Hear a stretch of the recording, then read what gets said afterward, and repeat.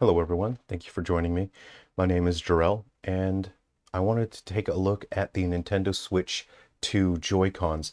This is very interesting. So the Nintendo Switch 2 was announced and revealed officially yesterday, or if you read it the way that it's written, it would be the 2 Nintendo Switch. I do not have any insider information. I do not have a development kit yet. I still have a number of projects that I'm finishing up and will be shipping on the Switch very soon. But something that interests me is the sensors, here. Now, there appear to be two separate sensors. You see we have one on the left and the right, and there are the same configurations here as on the other Joy-Con. So every Joy-Con will have optical sensors. I believe that these optical sensors will be used so that the Joy-Cons will function as trackers. You would be It's easy to make the mistake to say that, oh, it's a mouse. It's not a mouse. And the reason why it's not a mouse, it's so much more than a mouse, is that a mouse only tracks a position on a screen. Say, for example, if your computer has 1920 by 1080 as that resolution, once it reaches the end, it doesn't detect any further movement. These sensors would provide raw data to the Switch, so they are significantly more, excuse me, than just a mouse. I believe there are proximity sensors here. I don't have any evidence to support that, but based on what we've seen from the IR sensor on the original Switch and the fact that we have what seems to be two separate configurations here, I believe that it would be reasonable to assume that one of these may be a proximity sensor. So today I want to share my ideas as a game developer on how I would use these sensors to make games that would be unique for Nintendo Switch 2 or the 2 Nintendo Switch. So what is so interesting and exciting about games is creating new ideas that excite people, that interest people, that give people something to look at and say, I did not know this could be possible. This is exciting. With video games, you are sharing creativity and invention with people. You are showing them what could be possible. And by giving people new ways to interact with games, you are giving developers creative new ways to explore these ideas of interacting with these worlds. So the fact that Nintendo has implemented this, I'm very glad to see it. I hope there's so much more. So a simple way to use this would, say, for example, be as a shuffleboard. Now, this is just an old, this is a regular Switch 1 Joy-Con. So say, for example, you had a game where you're playing shuffleboard. You could push like that, right? And then you would see the puck on the screen move. But because we have motion sensors, we have accelerometers, gyroscopes, the pushing would be significantly more accurate than anything we've ever seen before. We have had motion controls in the Wii remotes and the Joy-Cons, but they're not as accurate when it comes to things like tracking surface movement like that. So, for example, a shuffleboard game, you could do that, and then you could put the most minute amount of control over your object, but then you could also spin it as well, or you could move it to the side and give extremely precise control for, say, for example, you could, how the Wii remote in Wii Sports gave us bowling, because we had that movement. It felt like bowling. Something like this feels like it could be a shuffleboard thing. Something that would be very interesting if it had proximity sensor in it is, say, for example, a puzzle game sort of where you have an object on the screen, and I think this would be fun if it was multiplayer and competitive. You had multiple people sitting on the couch, and say, for example, there's a wall that's moving towards the object that the player controls. So there's an object in the background moving towards the foreground, and there's a hole of a certain shape in that wall. So you have to lift up, and because there's a proximity sensor, it can tell how far away it is from your hand. So you use this as the elevation sensor to move the object on the screen, to raise it up and down on the terrain. And because you can raise that up and down, you would control the height of the object. because there are accelerometers and gyroscopes, you could potentially move it a little bit. You wouldn't want to move it like that because then you would lose the tracking of the proximity sensor. So, you know, something like up and then maybe a little bit of left and right, something, you know, that wouldn't be too much. Or you could potentially use the analog stick, but that would be odd depending on which hand you were using. But something like that would be fun. Now, for something a little more involved, if you've ever seen the games like Katamari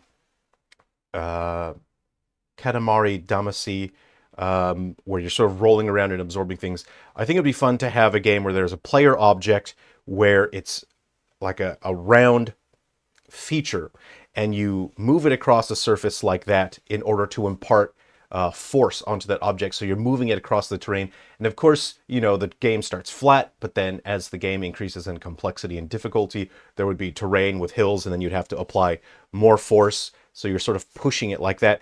Or you can just have extremely fine control as you are moving that object. But because we have the accelerometer and gyroscope, in order to make that object jump, you would actually lift it up like that. So you're controlling it like that, and then you lift up, and then that makes the object jump.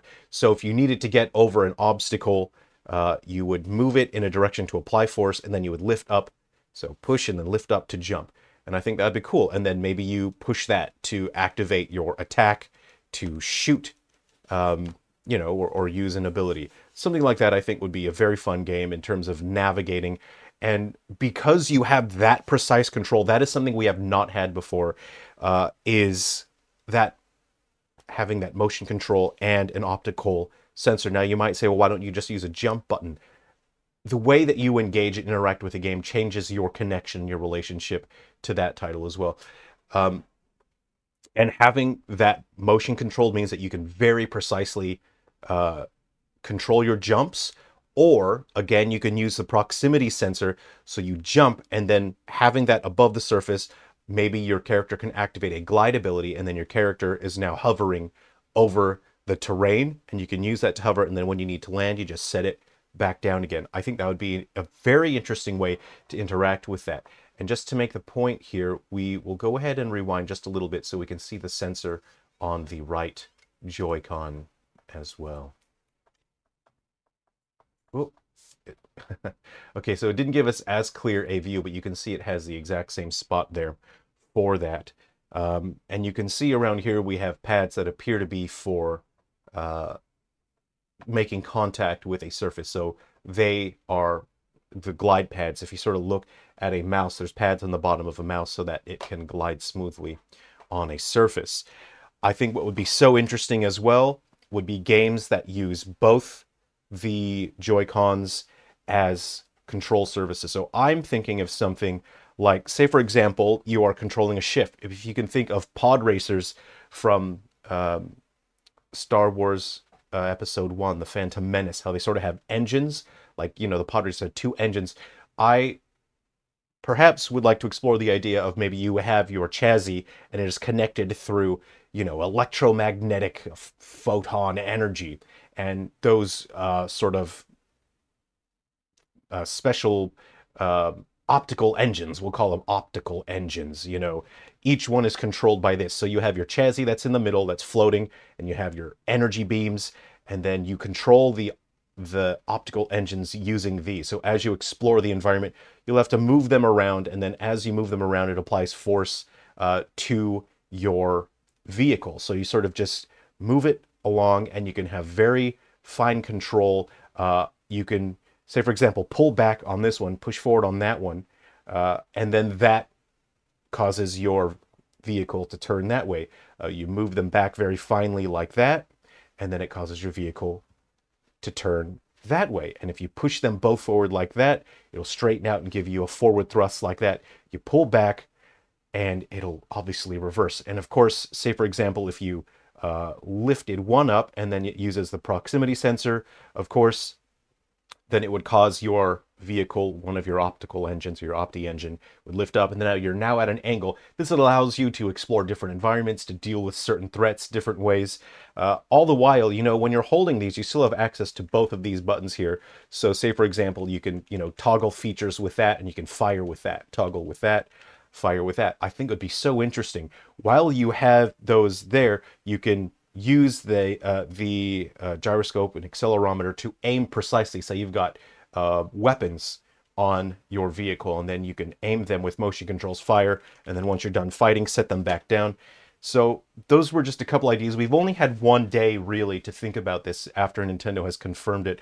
I'm currently busy working on some projects right now. I'm finishing up a framework that will allow me to very quickly develop action adventure style games, the top-down camera, and something that I can use for my homebrew games on older platforms, but also use that exact same framework on my upcoming commercial titles. So those were just a couple ideas on how to use the optical sensor on the two Nintendo Switch. I'm so interested in seeing what else there is. Again, I don't have any insider information, so I'm not, claiming that I'm leaking any super cool information. I just find this extremely interesting. And I'm also wondering that they seem to be making a big deal about this. I'm wondering if the hardware has the ability to detect that these have been attached, and if attaching and detaching can serve as a form of input for a game, or if there would be if that would be prohibited. You don't want people constantly attaching and reattaching it. I don't know if there would be a policy that says you can't use that as a control scheme, or if you can detect if it's been attached or reattached. I'm interested in seeing all of that. But of course, if there's a proximity sensor, you can use that. So anyway, I hope this has been interesting. I might try to stream later today. I'm just trying to get as much work done as I can because, again, I am working on a framework that I'm finishing up. So hopefully we get to see more information. I believe it is in April that Nintendo said they will be sharing the Direct. So I'm very much looking forward to that. Thank you very much, everyone. Please be well. Take care. And remember, life is an adventure. So get out there and live.